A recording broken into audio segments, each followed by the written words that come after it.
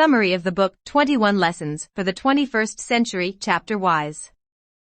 Chapter 1, Disillusionment. In this chapter, Harari states the need to replace the communist, fascist and liberal stories of the 20th century with the new ones that of humans, superhumans and artificial intelligence. He is of the view that the twin revolutions infotech and biotech could replace not only economics and societies but also our bodies and mind. According to Elon Musk, humans have already been augmented, there is just a disconnection and the data rate is too slow.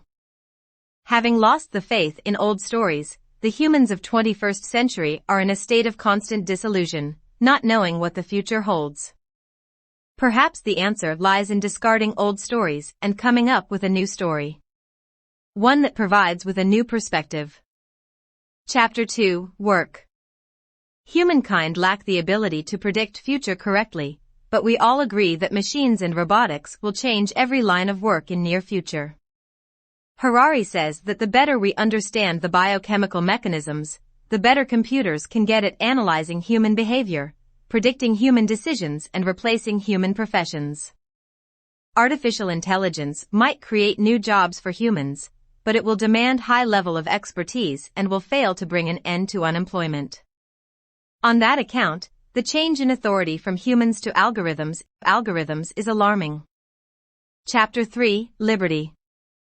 Harari shares the following quote, "You might as well call a nationwide plebiscite to decide whether Einstein got his algebra right." He goes on to say that referendums and elections are always about human feelings, not about human rationality. If democracy were a matter of rational decision-making, there would be absolutely no reason to give all people equal voting rights. Authority used to reside within the divine, but it shifted to humans and may soon be owned by algorithms. Human would lose trust in humanity in the future when they have to rely on artificial intelligence to do everything, make the right decisions, and even know what the truth is. As soon as algorithms take over, humans would no longer be free-thinking, rational, decision-making beings but only be dependent on data processes. Chapter 4, Equality. There is this hope that someday, everyone would be equal. But thanks to technology and globalization, the 21st century might become the most unequal society in history. Throughout history, the elite class has been superior not because of their skills or talents, but because of unjust legal and economic discrimination. Today, half the world's wealth is in the hands of the richest 1%, while the richest 100 people are collectively worth more than the world's poorest 4 billion. This might get worse as the rise of artificial intelligence renders the masses irrelevant and at the mercy of the rich. According to Harari, the key to prevent such a scenario is to regulate data ownership, and accumulation of human data is more important to tech outfits than money, because as long as they have the data, the money would continuously come in. This race to collect data has already begun, led by data giants such as Google and Facebook. Chapter 5, Community. Yuval starts this chapter by recalling a time when Facebook's Mark Zuckerberg lamented about the breakdown of human communities, following a political tremor caused by the 2016 U.S. elections, and promised to use Facebook as a tool to create more communities for people. Using AI to strengthen our social fabric and bring the world closer is a more ambitious goal than using AI to drive cars or diagnose cancer. However, in order to succeed, Facebook will need to bridge the gap between online and offline lives. People are closer to their phones than they are to the people around them. Let's not be faith-blinded by the hope that Zuckerberg would easily make things better. Only if Facebook tries to see humans in their flesh and blood rather than people glued to screens and giving up data. But when offline and online realities finally merge, AI would end up manipulating us. Chapter 6, Civilization. We seem to be different civilizations, but the bigger picture shows us that there is only one global civilization. This can be seen in the 200 or so countries that are members of the United Nations and believe in fundamental human rights, good healthcare, and political system. In order to be globally relevant, nations must be a part of the global socio-economic and political system. It is important to look at the difference before arriving at agreements, there would be clashes even within civilizations because of differences in beliefs. But the things that made civilization today different from the past is because the world itself worries about the effect of climate change, the rise of AI, and the disposal of plastic. Chapter 7, Nationalism. The Cold War and other internation wars showed people the benefit of having a global community. There is a clamor of global civilization, but the recent political events reveal that some countries still want to maintain their narcissistic and egoistic visions to build themselves from within. It is good to be patriotic and loyal to one's nation, but we also need to be aware that there is a common force that binds us together, our humanity. The three problems: technological disruption, nuclear war, and ecological collapse faced by humanity would be better solved if we unite, setting aside our nationalism and beliefs, in an attempt to form a common front. Chapter 8, Religion. Modern ideologies, national governments, and scientific experts have been unable to come up with a viable vision for the future of humanity. Is it possible that religion can provide such a vision? Can it help us solve the problems we face? To answer this, we first need to distinguish between three types of problems: technological, policy, and identity problems. Yuval argues that religion is not really relevant to technical and policy problems. However, it is extremely significant to identity problems, not as a potential solution, but as part of the problem. Religion remains powerful because it gives people identities. It distinguishes between us and them and determines whether we should care about them or not. It makes people feel unique through rites, rituals, and ceremonies. Even today, many governments rely on religion to forge a unique national identity. Chapter 9, Immigration. Harari defines immigration as a deal with three basic conditions. 1. The host country allows the immigrants in. 2. In return, the immigrants must embrace at least the norms and values of the host country, even if that means giving up some of their traditional norms and values. 3. If they assimilate to a sufficient degree over time, they become equal and full members of the host country. Immigration allowed people to experience culture shock because they are of different beliefs, religions, and ideologies.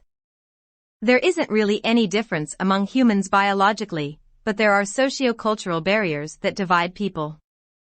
Europe tries to find the middle ground on which they can accommodate immigrants without harming their entire system.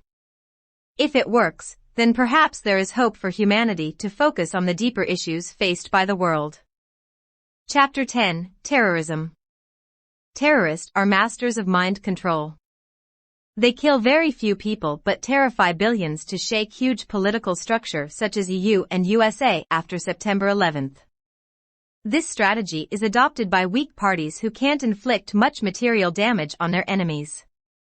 Terrorism is very unattractive strategy because it leaves all important decisions in the hands of enemy.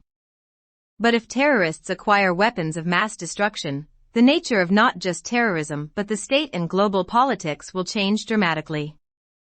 Chapter 11, War.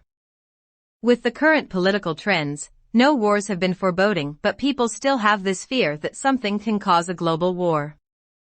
It is difficult for major powers to wage successful war. One reason is the change in the nature of economy. Even war remains an unprofitable business in 21st century that would not give us guarantee of peace. Chapter 12, Humanity. Most people tend to believe they are the center of the world and their culture is linchpin of human history. Many Greeks believe that history began with Homer. Chinese report with the Yellow Emperor and Indians say that atomic bomb and airplanes were invented at ancient stages by Indians. All these claims are false. They combine a willful ignorance of history with more than a hint of racism. Morality, art, spirituality, and creativity are universal human abilities embedded on our DNA. Einstein, Galileo, and Newton never thought they are inventing and discovering for any specific group. They have worked for science and for the betterment of humanity. Chapter 13, God. We must believe in God that gave some concrete laws to humans, or else morality will disappear and society will collapse into primeval chaos. Chapter 14, Secularism. Secularism is defined as the negation of the religion. It is like a hollow way of life without a direction. Secular people do not believe in any gods or angels and they cherish freedom. Chapter 15, Ignorance. Humans are more emotional than rational, and it may be dangerous to place so many responsibilities on them, be it political, moral, or financial. As the world gets even more complex, it is important to admit that we don't know everything. Power is all about changing reality rather than seeing it for what it is. Chapter 16, Justice. The problem is not one of values. Whether secular or religious, citizens of 21st century have plenty of values. The problem is with implementing these values in a complex global world. Justice demands not just a set of abstract values, but also a concrete cause and effect relation.